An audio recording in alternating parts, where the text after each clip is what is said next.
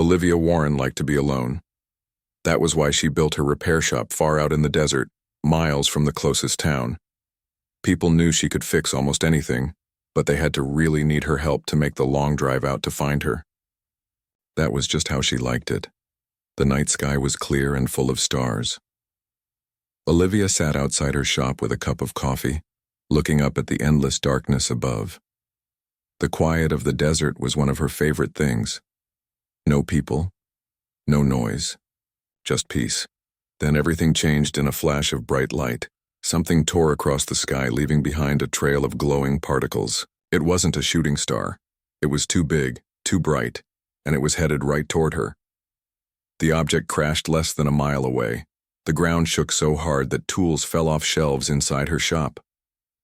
Olivia jumped into her old truck and drove toward the crash site. She told herself she was being stupid. It was probably just a small meteor. But she had to know. What she found changed everything she thought she knew about the universe. It wasn't a meteor. It was a ship, not an airplane or anything made by humans. This was something else. The outside of it shimmered and changed colors like oil on water. It was shaped like nothing she had ever seen, with curves and angles that seemed to bend in impossible ways. But the ship wasn't the most shocking thing. Standing next to it was a woman. At least, she looked mostly like a woman. Her skin gave off a soft glow in the darkness. Her face was beautiful, but strange, with features that were almost human, but not quite right. Her eyes were the color of purple gems and reflected the starlight like mirrors. Olivia stopped her truck and got out slowly. The strange woman watched her with caution. "Hello?" Olivia called out. "Are you hurt?" The woman tilted her head and then pulled out a small device. She spoke into it in a language that sounded like music. Then the device made a humming noise. And when she spoke again, Olivia could understand her. "I am not badly injured. My ship is damaged. I need help." Olivia took a few steps closer. "My name is Olivia. I fix things. Maybe I can help with your ship." "I am called Lyra," the woman said. "You understand what this is?" She pointed to her ship. "You know I am not from your world?" "I think I figured that out," Olivia said with a small smile. "Let me look at your ship. I might be able to fix it." Lyra seemed unsure but finally nodded. "I must repair it quickly. If my people think I am lost, they will send others to find me. That would be bad." "Why would that be bad?" Olivia asked.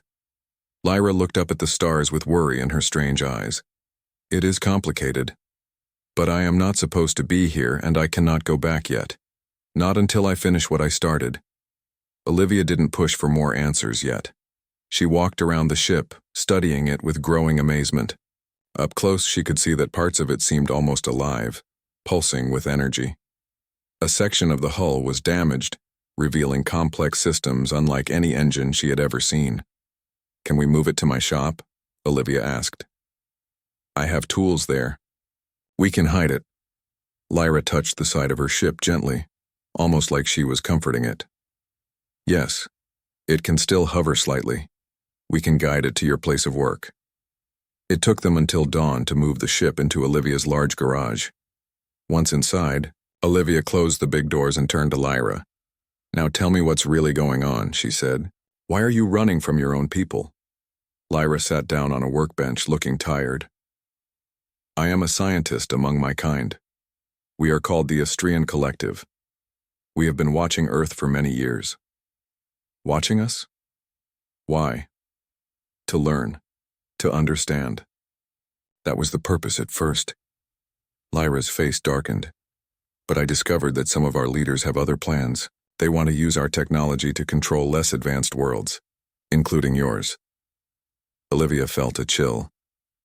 "They want to invade Earth?" "Not exactly. More subtle than that. They want to shape your development, make you dependent on us, until you have no choice but to serve our interests." Lyra looked directly at Olivia. "I could not allow this. It goes against everything we claim to believe in. So I took evidence of their plans and ran." "And they're looking for you now?" Lyra nodded. They will say I am a traitor. They will try to stop me from sharing what I know with the rest of our people. That is why I must repair my ship and continue my journey. Olivia walked to her tool chest and opened it. Well, I've never fixed an alien spaceship before, but I'm willing to try. Show me how it works. The next few days were unlike anything Olivia had experienced. Lyra explained the basics of her ship's systems. Much of it made no sense at first. The ship used crystals that somehow folded space around them. It didn't burn fuel like Earth engines. It channeled energy through pathways that seemed to disappear and reappear. Strangest of all, the ship responded to Lyra herself. It was partly alive, connected to her in ways Olivia couldn't understand. But despite all these differences, there were still basic principles that Olivia could grasp. Energy flows, circuits, structural integrity, these things were universal. Working together, they began to make progress. Olivia found that she could adapt some of her tools to work with the alien technology. Where she couldn't, she invented new ones. At night, they would sit outside under the stars, and Lyra would tell Olivia about her world. The Astrian people lived much longer than humans. They had solved problems that Earth scientists were still struggling with. But they had their own troubles too. Politics, power struggles, fear of change. You're not so different from us, Olivia said one night. Lyra smiled. That is what I tried to tell our leaders. That is why Earth should be left to find its own path. As they worked side by side day after day, Olivia began to notice things about Lyra. The way her skin glowed brighter when she was excited, the musical sound of her real language when she spoke to her ship, the sadness in her eyes when she talked about home, and Olivia realized that in all her years of choosing to be alone, she had never felt as connected to anyone as she did to this woman from the stars. But time was running out. Each night they saw more strange lights in the sky. Lyra grew more anxious with each passing day. They are getting closer, she said. We must finish soon. Olivia worked harder, sleeping only a few hours each night. The ship was healing. That was how Lyra described it. The damaged sections were slowly repairing themselves with Olivia's help. And as they raced against time, Olivia couldn't help but wonder what would happen when the work was done. Would Lyra simply leave? Would Earth ever know how close it had come to losing its freedom? And why did the thought of saying goodbye fill her with such sadness? Olivia wiped sweat from her forehead as she worked on a cluster of crystals that powered Lyra's ship. The desert heat was intense, but inside the ship, it was even hotter. The strange engine gave off waves of energy that made the air shimmer. Hand me that tool, she said to Lyra, pointing to a device she had made by combining one of her wrenches with parts from the ship. Lyra passed it to her. You are making good progress. I did not think a human could understand our technology so quickly. I don't understand it, Olivia admitted. Not really. I just see patterns. This connects to this. Energy flows here. Something blocks it there. I don't need to know why it works to fix it. Lyra smiled. That is a gift. Many of my people are too busy asking why to see what is right in front of them. The crystal in Olivia's hands pulsed with blue light. She carefully placed it back into its slot. The whole panel lit up, and a soft humming filled the air. It's working, Olivia said with excitement. Lyra touched the panel. Yes, the energy core is responding. Now we must fix the navigation system. They worked through the night. Olivia's hands were steady even when she was tired. Year after year of fixing delicate engines had trained her fingers to be precise. Lyra watched with growing respect as the human woman solved problems that would challenge even Astrian engineers. When dawn came, they took a break. Olivia made coffee for herself and found some fruit for Lyra, who couldn't eat most human food. Tell me more about what you discovered, Olivia said as they sat outside watching the sunrise. About your leader's plans for Earth. Lyra's face grew serious. The collective has been divided for many years. Some believe we should share our knowledge freely with developing worlds. Others think we should stay hidden and observe only. But a third group has gained power recently. They see other species as resources to be used. Used how? Earth has things the collective wants: minerals, biological diversity, and most of all, your creativity. Humans solve problems in ways we would never think of, like you with my ship. Lyra looked at Olivia with sadness. The plan was to introduce our technology slowly, in ways that would make Earth dependent on us. Energy systems that only we could maintain. Medical treatments that would need our constant supervision. Within a few generations, humans would serve Astrian interest without even realizing they had lost their freedom. Olivia felt anger rising inside her. And you're the only one who thought this was wrong? No. Many would oppose it if they knew. That is why I took evidence. Records of secret meetings, plans for first contact, lists of human leaders to be influenced. I need to bring this to the right people within the collective. Who? My former teacher, Alara. She sits on the Science Council. She has always argued for non-interference. If she had proof of these plans, she could stop them. Olivia nodded slowly. So we need to get your ship working so you can find this Alara person. They returned to work with new energy. The navigation system was complex, using stars as reference, points in ways that Earth's GPS could never match. Parts of it were damaged beyond repair, and Olivia had to improvise replacements using materials from her shop. This won't be as accurate as your original system, she told Lyra, but it should get you where you need to go. Lyra watched as Olivia connected wires to a circuit board she had modified. You continue to amaze me, Olivia Warren. On my world, people train for decades to understand these systems, yet you see solutions I would never consider. Different perspective, I guess, Olivia said with a shrug. Sometimes not knowing the right way to do something lets you find a better way. As days passed, they fell into a rhythm. Work, rest, talk, work again. Lyra taught Olivia words in her language. Olivia showed Lyra how to cook simple meals. At night, Lyra would point to stars and tell stories about the worlds that circled them.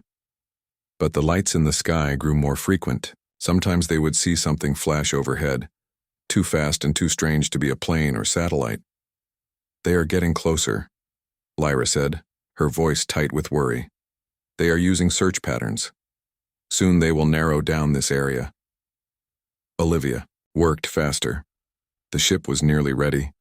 The hull had healed itself once the energy systems were repaired. The propulsion system was functioning. Only the cloaking device that would hide the ship from detection still needed work. One evening as the sun set, Lyra stood very still, looking up at the darkening sky. Her skin glowed brighter than usual, pulsing with light. What is it? Olivia asked, sensing something was wrong. They have entered Earth's atmosphere, Lyra whispered. A small scout ship. I can feel their sensors scanning. Can they detect your ship? Not yet. Not while it is powered down inside your building. But if they fly directly overhead... Lyra didn't finish the sentence. They rushed back inside. The cloaking device had to be fixed now, not tomorrow. Olivia gathered all the parts they had prepared and began the final assembly. Talk me through it again, she said to Lyra. Lyra explained how the device bent light around the ship, making it invisible to both eyes and sensors. Olivia's hands moved quickly, connecting delicate components with precision born of urgency. Outside, a low humming sound grew louder. Lyra's skin flickered with nervous light. They are coming this way, she said. They must have detected something. Olivia connected the last wire. Is this right? Lyra checked her work. Yes. Now we must integrate it with the main system. They moved to the control panel of the ship. Lyra placed her hands on a smooth surface, and it lit up with symbols Olivia couldn't read. Together, they installed the cloaking device into the ship's core systems. The humming outside grew louder. A bright light shone through the cracks around the garage doors. Power it up, Olivia whispered. Lyra pressed a sequence of symbols. The ship vibrated, gently. A wave of energy washed over it, and for a moment Olivia could see through the ship as if it were made of glass. Then it flickered back into visibility. It's not working, Olivia said, trying to stay calm. Something is blocking the energy flow. Lyra's fingers moved rapidly over the controls. There. A diagram appeared, showing a blockage in one of the pathways. Olivia recognized the area. It was a section they had repaired earlier. I need to adjust the connection, she said, grabbing her tools. She climbed inside an access panel and reached deep into the ship's systems. The light outside was now shining directly at the garage. The doors began to rattle. They are trying to scan through the walls, Lyra called out. Hurry! Olivia's fingers found the problem. 2 crystals slightly out of alignment. She carefully shifted them, feeling rather than seeing when they locked into place. A surge of energy flowed through the ship. She climbed out just as Lyra activated the cloaking device. Again. This time the ship shimmered and then seemed to disappear completely. Olivia could still feel it under her hand, but her eyes told her there was nothing there. The garage doors suddenly flew open. Light flooded in, so bright that Olivia had to shield her eyes. A figure stood in the doorway, tall and imposing in armor that seemed to absorb the light around it. Human, a voice said, using the same translation technology as Lyra. We detect Astraean energy signatures in this location. Where is the ship? Olivia stood in front of where the ship had been, hoping the cloaking device worked as well as it seemed to. I don't know what you're talking about. This is my repair shop. I fix cars. The figure stepped forward. It was humanoid but clearly not human. Its skin had the same luminescent quality as Lyra's, but its eyes were cold and calculating. Do not lie. Our sensors detected an Astrian vessel. Where is the pilot? Olivia's heart raced. She didn't know if Lyra was still inside the invisible ship or if she had hidden somewhere else. She had to keep this creature's attention on her. Look around, she said, gesturing to the garage.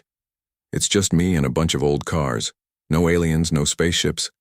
The figure raised a device that looked like a weapon. We will search this building. If you interfere, you will be eliminated. The armored figure walked slowly through Olivia's garage, pointing its strange device at everything. Olivia stood very still, trying to control her breathing. She could feel sweat running down her back. 2 more figures entered behind the first one. They spread out, scanning different areas of the shop. Olivia watched as one of them passed right by where Lyra's ship should be. The scanner in its hand made a soft beeping noise, but the alien seemed confused, looking at the empty space, and then back at its device. Commander, it called out. I am getting unusual readings here, but there is nothing visible. The first alien, apparently the commander, came over to check. It adjusted its scanner and swept the area again. There is some kind of interference, it said. The energy signature is unclear. Olivia held her breath. The cloaking device was working, but not perfectly. The aliens could sense something was there even if they couldn't see it. Suddenly a new figure appeared in the doorway. This one was different. The armor was more elaborate, with symbols etched into its surface. When it spoke, the voice was female and carried authority. Report Sentinel Vex, the commander turned. Commander Alara. We detected an Astrian energy signature at these coordinates, but we have found only this human and her primitive vehicles. Our scanners show unusual readings, but nothing conclusive. Alara. Olivia remembered that name. This was Lyra's former teacher, the one she wanted to bring her evidence to. But was she friend or foe? Commander Alara stepped forward and looked directly at Olivia. Human, I am Commander Alara of the Astrian Science Council. We are searching for one of our kind who may have come to this area. Have you encountered any beings not of your world? Olivia hesitated. If Lyra trusted this woman, maybe Olivia should too. But if she was wrong, before she could decide, there was a flicker in the air near her. The cloaking device faltered for just a second, but it was enough. All the aliens turned toward the spot, their scanners raised. There! Sentinel Vex shouted. A ship. Commander Alara raised her hand. Hold your weapons. She stepped toward the spot where the ship had briefly appeared. Lyra, I know you are here. Show yourself. We need to talk.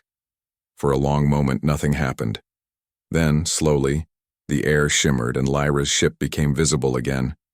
The door opened, and Lyra stepped out, looking tense but determined. Alara, she said, have you come to arrest me? That depends, Alara replied. The council has declared you a traitor. They say you stole classified information and fled to a restricted world. And what do you say? Lyra asked. Ilara glanced at the other aliens, then back to Lyra. I say a student I trusted would not betray the collective without good reason. I volunteered to lead this search party to find you before others did. Lyra seemed to relax slightly.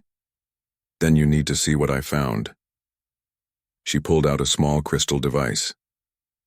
This contains evidence that members of the High Council are planning to subjugate Earth and other developing worlds. They intend to violate our most sacred principles of non-interference. Ilara took the crystal and studied it. These are serious accusations, Lyra. They are true. See for yourself. Ilara inserted the crystal into a slot in her armor. Her helmet displayed information only she could see. As she read, her posture changed from skeptical to alarmed. This cannot be allowed, she finally said. But Lyra, why did you not bring this to me directly? Why flee to Earth? Because I did not know who to trust, Lyra said. The conspiracy reaches high into the council. I needed to hide the evidence where they would not look, and I needed time to determine who was involved and who was not. Sentinel Vex stepped forward. Commander, what is happening? Is the traitor surrendering? Ilara turned to him. There is no traitor here, Sentinel. Only a loyal citizen protecting our values. She faced Lyra again. But we have a new problem now. When your ship crashed on Earth, it triggered emergency protocols.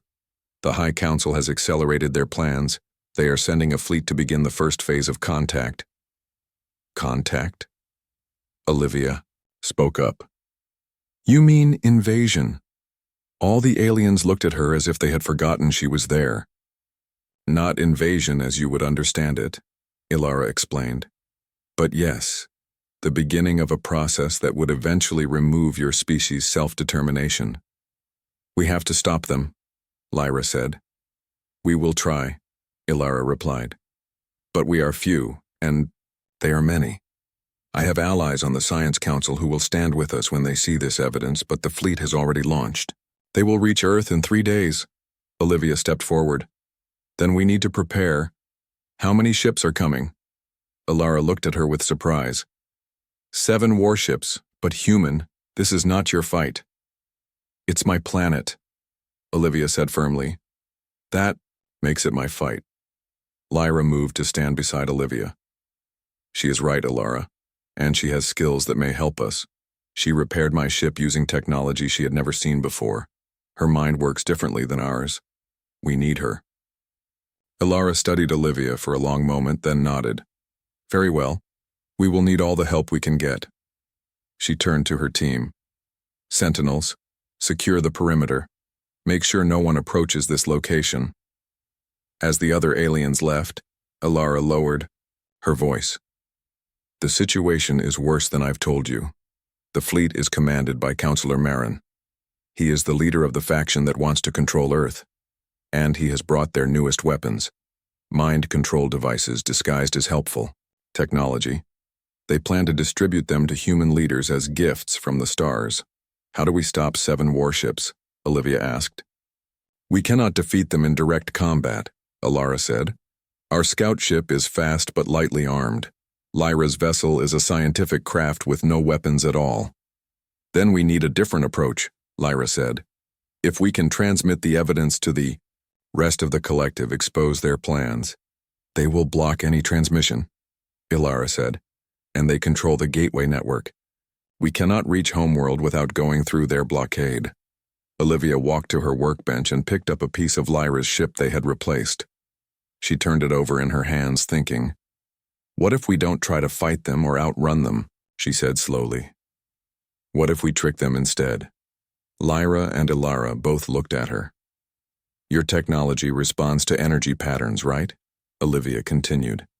When I was fixing the ship, I noticed that different crystals react to different frequencies. What if we could create a feedback loop in their systems? Lyra's eyes widened.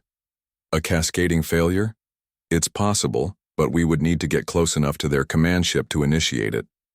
And we would need to modify our transmitters to carry the disruptive pattern, Ilara added, beginning to understand Olivia's idea. It would only disable their systems temporarily, but it might give us enough time to broadcast the evidence to the homeworld. Olivia grinned. Exactly, and I think I know how to modify your transmitters. They spent the next 3 days preparing. Olivia's garage became their command center. Ilara's team brought equipment from their scout ship. Lyra worked on programming the disruptive pattern that would affect the fleet's systems. Olivia modified the transmitters, using her knowledge of Earth electronics combined with what she had learned about Astrian technology. Her hands moved with confidence now, no longer hesitant when working with the alien devices. As they worked, Ilara told them more about the situation on the Astrian homeworld. The collective had been peaceful for centuries, exploring the galaxy and studying other species. But resources were growing scarce, and some leaders had begun to argue that their advanced knowledge gave them the right to guide lesser species, for the benefit of all, they claimed. They truly believe they are helping, Ilara said. That is what makes them so dangerous. They see themselves as benevolent guides, not conquerors. The road to hell is paved with good intentions, Olivia muttered as she soldered a connection. Lyra looked confused. What does that mean? It's an Earth saying, Olivia explained. It means that people can do terrible things while believing they're doing good. A wise concept, Ilara said. One that my people would do well to remember. On the night before the fleet was due to arrive, they finalized their plan. Ilara's scout ship would approach the fleet first, requesting to deliver their prisoner, Lyra, to Counselor Marin. Once aboard the command ship, they would activate the disruptive pattern, while simultaneously broadcasting the evidence to the homeworld. What about me? Olivia asked. What's my role? Ilara and Lyra exchanged looks.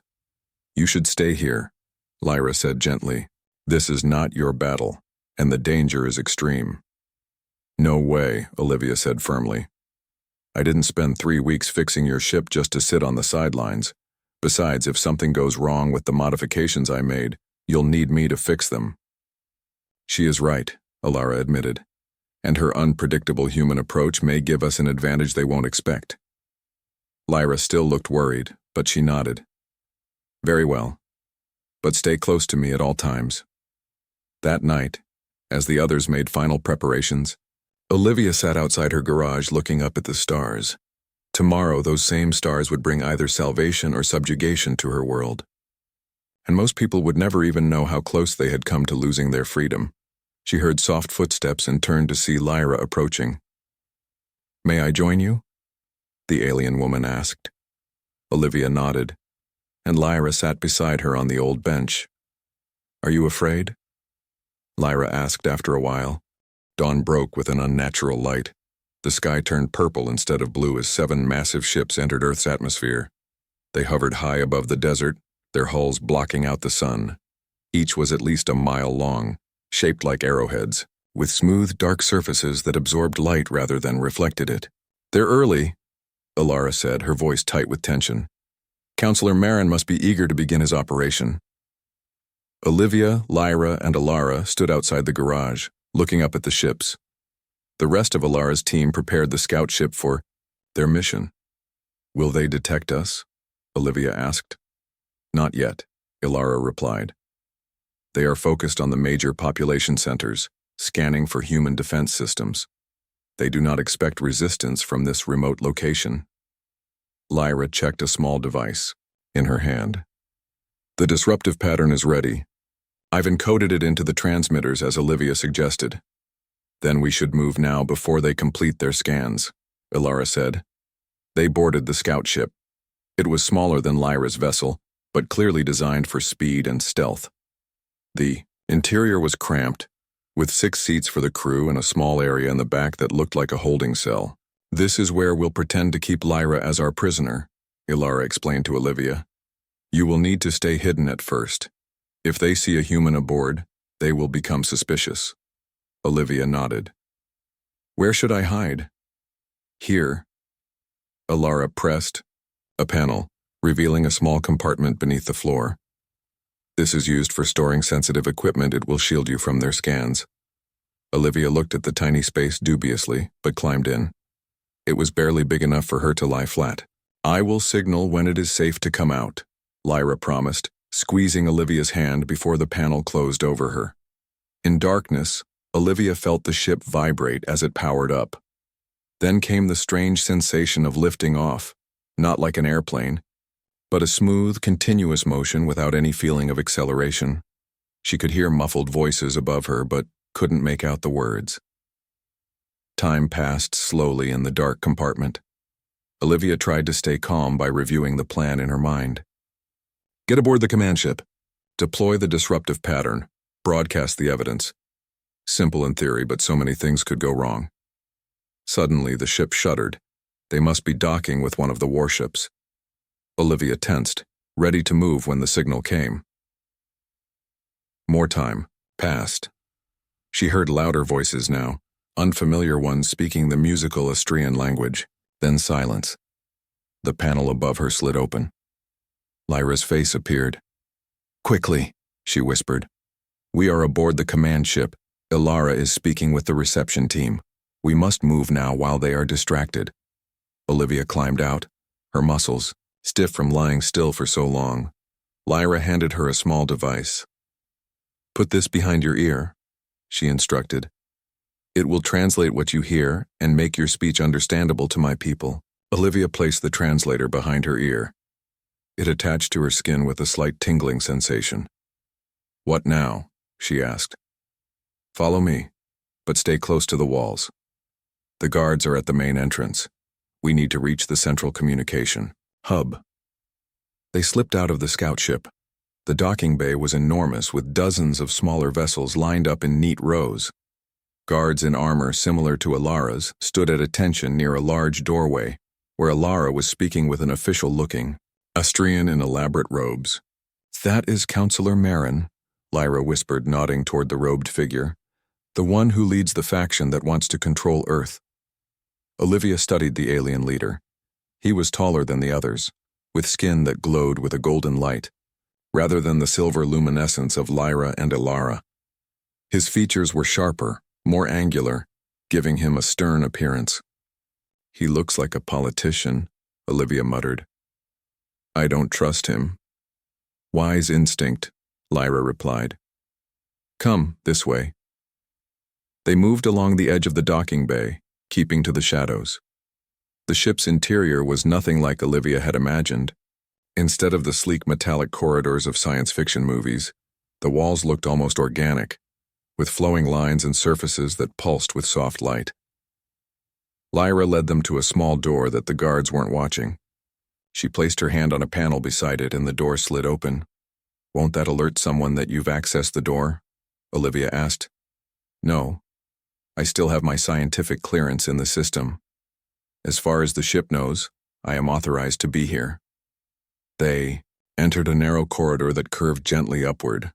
Lyra moved with confidence, clearly familiar with the layout of Astrian vessels. Olivia followed closely, trying to memorize their path in case they needed to find their way back quickly. The communication hub is 2 levels up, Lyra explained, as they walked.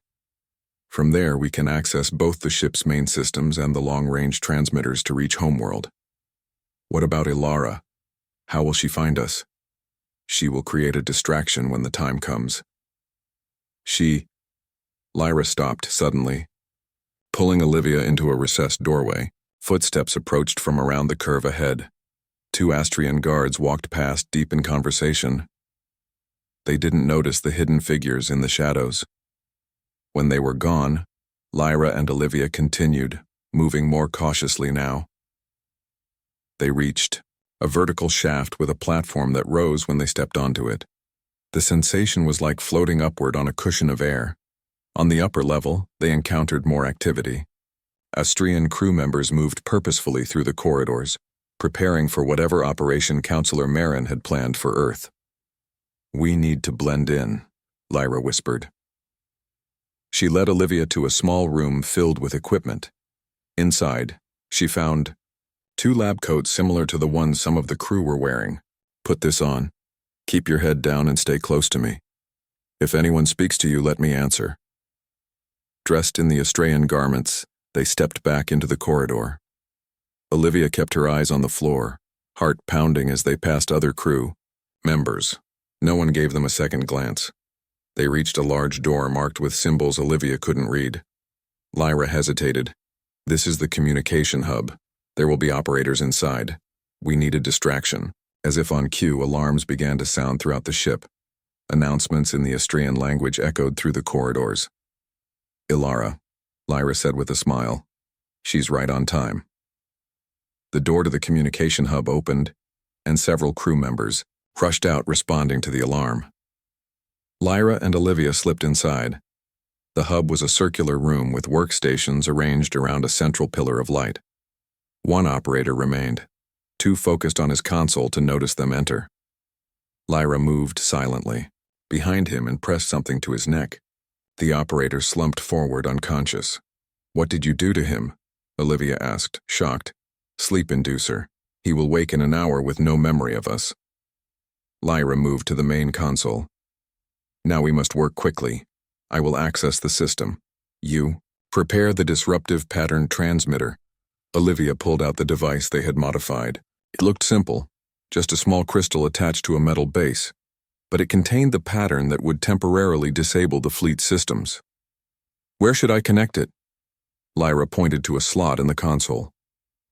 There, but wait until I've bypassed the security protocols. Lyra's fingers moved rapidly over the glowing symbols on the console. Displays flickered with information too fast for Olivia to follow. After several tense minutes, Lyra nodded. Now, connect it. Olivia inserted the device into the slot. It lit up with a pulsing blue light. It's working, Lyra said. The pattern is spreading through their network. Now I need to access the evidence and prepare it for transmission. She inserted the crystal containing the evidence into another slot. More displays appeared, showing documents, recordings, and data files. This will expose everything, Lyra said, a note of satisfaction in her voice. Their plans for Earth, the violations of our laws, the deception of our people. Suddenly, the door to the hub slid open. Counselor Marin stood there, flanked by 4 guards with weapons drawn. His golden skin glowed brightly with anger. I thought, it might be you, Lyra, he said, his voice cold. Our security detected your access codes, and you've brought a human with you. How predictable. Lyra stepped in front of Olivia protectively. It's over, Marin. The evidence is being transmitted to Homeworld right now. The Science Council will see what you've been planning. Marin smiled, but there was no warmth in it. Do you think I didn't prepare for this possibility?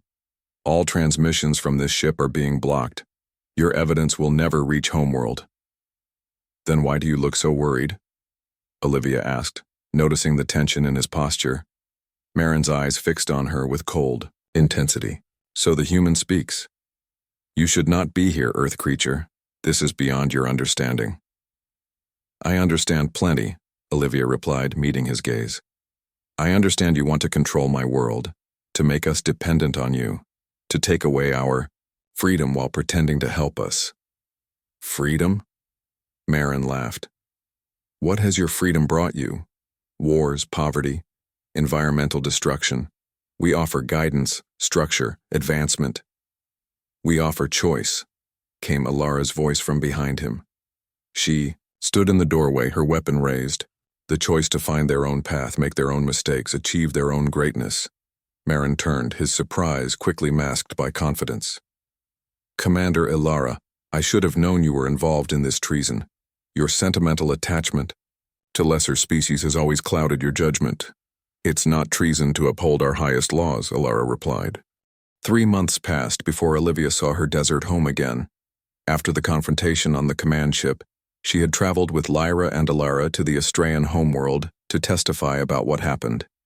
The collective needed to hear from a human, directly to understand why Earth should be left to develop on its own. The Astraean homeworld was beyond anything Olivia could have imagined. Cities that floated above the ground, buildings that grew, rather than were built. Technology so advanced, it seemed like magic. But for all their progress, the Astraeans faced many of the same problems as humans. Politics, power struggles, fear of change. Olivia stood before the Science Council, a group of elderly Astrians whose skin glowed with wisdom and experience. She told them about Earth, about human resilience and creativity, about the value of making mistakes and learning from them. "Your technology is amazing," she told them. "But technology isn't everything. Sometimes the best solutions come from working with limited resources, from having to think differently. If you control our development, you'll take that away from us." The council listened. They asked questions. They debated among themselves. In the end, they voted to uphold the law of non-interference. Earth would be left alone to find its own path. Councillor Marin and his supporters were removed from power. Some were punished for their deception. Others were simply reassigned to positions where they could do no harm. Ilara was promoted to the Science Council, where she would help shape a new policy of respectful observation rather than interference. And Lyra was given a new assignment: to establish a small, hidden observation post near Earth to study human culture and development from a distance. She would be Earth's unofficial guardian, making sure no one tried to manipulate humanity's future again. Now, as Olivia's old truck bounced down the dusty road toward her garage, she could hardly believe she was back. The desert looked the same: endless sand and scrub brush under a vast blue sky. But Olivia herself had changed in ways she was still discovering. She parked in front of her garage and got out, stretching after the long drive from the nearest town. The building looked abandoned after 3 months away. Dust had collected on every surface, and a small animal had made a nest in one corner. Olivia smiled as she began to clean up. It felt good to be doing simple physical work again after so much time in the stars. She swept the floors, organized her tools, and checked that everything was still working. By evening, the place was starting to look like home again, as the sun set. She sat outside on her old bench, watching the stars appear one by one. Somewhere up there, Lyra was preparing for her return to Earth. She had stayed behind to finish her training and gather the equipment she would need for her new role. She had promised to join Olivia within a week. Olivia wondered what it would be like, sharing her solitary life with someone else, and not just anyone, but a woman from another world. Would they drive each other crazy in this small space? Or would they find a rhythm, a way of being together that worked for both of them? She was still deep in thought when she heard the sound, a soft humming that seemed to vibrate the air itself. She looked up and saw a point of light descending from the sky, moving too smoothly to be a plane or helicopter. Olivia stood, her heart racing. It was too soon. Lyra wasn't supposed to arrive for days yet. Was something wrong? Or had she simply been as eager as Olivia to begin their new life together? The ship, smaller than Lyra's original vessel, landed gently in the open area beside the garage. Its hull shimmered with the now familiar iridescent material that Olivia had first seen 3 months ago. The door opened, and a figure stepped out, but it wasn't Lyra. Ilara walked toward Olivia, her formal council robes replaced by simpler traveling clothes. Her expression was serious, almost sad. "Ilara," Olivia said, confusion and worry rising inside her. "What's wrong? Where's Lyra?" Ilara stopped a few feet away. "Lyra has been delayed, Olivia Warren. There have been complications." "What kind of complications?" Olivia demanded, fear sharpening her voice. "Is she okay?" "She is physically well," Ilara assured her. "But her assignment has been changed. Some members of the council, those who were sympathetic to Marin's views, have raised concerns about her objectivity. They fear her connection to you would compromise her ability to observe Earth impartially." Olivia felt like she'd been punched in the stomach. "So they're not letting her come, after everything she did for them? For Earth?" "It is temporary," Ilara said, but she didn't sound convinced. "They want time to review her case to establish new guidelines for the observation post." "How long?" Ilara hesitated. "It could be months, possibly longer." Olivia turned away, trying to control the emotions surging through her. Anger, disappointment, fear, they all fought for dominance. After everything they'd been through, after finding someone who understood her in ways no one on Earth ever had, to lose Lyra to bureaucracy and politics seemed unbearable. "She asked me to give you this," Ilara said, holding out a small crystal, similar to the one that had contained the evidence against Marin. Olivia took it, turning it over in her hands. "What is it?" "A message. And something more. Place it on any flat surface and press the center." Olivia walked to a workbench and set the crystal down. When she pressed it, a hologram appeared above it, Lyra looking tired but determined. "Olivia," the hologram said, "I'm sorry I couldn't come as promised. Politics, always politics." Lyra's image smiled sadly. "But I haven't given up. I'm fighting their decision. Ilara is helping me. We will find a way." The hologram shifted, showing complex diagrams and specifications. "In the meantime, I've sent you the plans for the observation equipment. The council can delay my assignment, but they can't stop the project entirely. Someone needs to establish the post." Lyra's image returned, her expression now mischievous. "Why not you, Olivia Warren? You understand our technology now. You can build the equipment, set up the observation systems, become Earth's first unofficial ambassador to the stars. By the time the council makes their decision, you'll have proven that humans can be trusted with this responsibility." Olivia laughed despite her disappointment. It was just like Lyra to find a loophole, to turn an obstacle into an opportunity. "Ilara will help you," the hologram continued. "She has brought everything you'll need, and she can relay messages between us until I find a way to return." Lyra's expression softened. "Wait for me, Olivia. I promise I will come back to you." The hologram faded, leaving Olivia staring at the empty space where Lyra's image had been.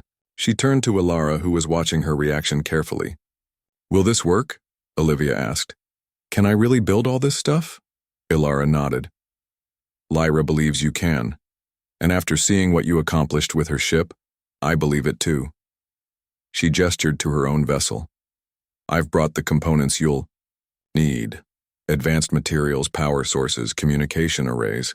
The council approved them for the official observer to use. They never specified who that observer had to be." Olivia walked to Ilara's ship and looked inside.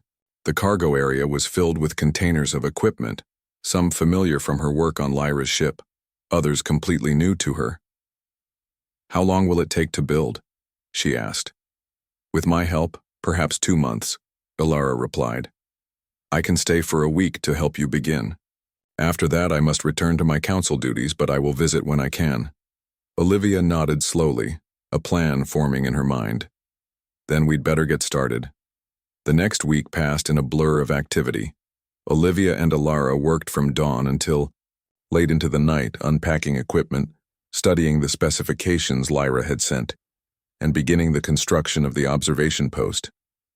They decided to build it underground, beneath Olivia's garage, to keep it hidden from curious eyes.